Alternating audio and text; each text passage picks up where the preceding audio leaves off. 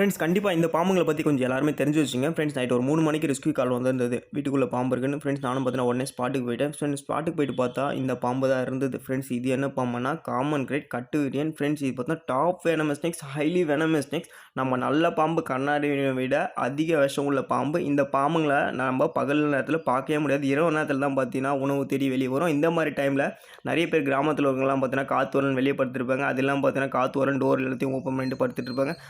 அங்கே தரையில் படுத்துக்கிற டைமில் பார்த்தீங்கன்னா இந்த பாம்பு வர சொல்ல நம்ம கையோ காலம் அந்த பாம்பு மேலே பட சொல்ல பார்த்தீங்கன்னா இந்த பாம்பு கடிச்சிடும். இன்னொரு விஷயம் என்னென்னா சோகமான விஷயம், இந்த பாம்புங்கள்லாம் நம்மளை கடிச்சிச்சுன்னா எந்த ஒரு பெயின் வலி எதுவுமே இருக்காது. கொசு கடித்த ஃபீல் தான் இருக்கும். நிறைய பேர் தூக்கத்தில் என்ன கடிச்சதுன்னே தெரியாமல் இறந்து போயிருக்காங்க. எல்லாருமே கொஞ்சம் கேர்ஃபுல்லாக இருங்க. அதெல்லாம் சொல்கிறது நைட்டில் நீங்கள் தூக்கம் வரல, காற்று வரலன்றதுக்காக வெளியெல்லாம் படுத்தீங்கன்னா கொஞ்சம் கயிறு கட்டில் படுங்க. உங்கள் வீட்டுக்குள்ளே வந்து சின்ன சின்ன கேப் ஹோல்ஸ் இருந்தால் எல்லாத்தையும் கொஞ்சம் அடைச்சி வச்சுருங்க. நிறைய பேர் கேட்பீங்க எதுக்கு இதை வந்து காப்பாற்றுறீங்க அடிச்சு கொண்டுலான்ட்டு. ஃப்ரெண்ட்ஸ் உணவு சங்கிலியில் பாம்புங்கள்லாம் பார்த்தீங்கன்னா முக்கியமான இடத்துல இருக்குது. அதெல்லாம் பார்த்தீங்கன்னா வைல்ட் லைஃப் ஆக்ட் படி பாம்புங்களை அடிக்கிறதும் பிடிக்கிறதும் சட்டப்படி குற்றமாகும்.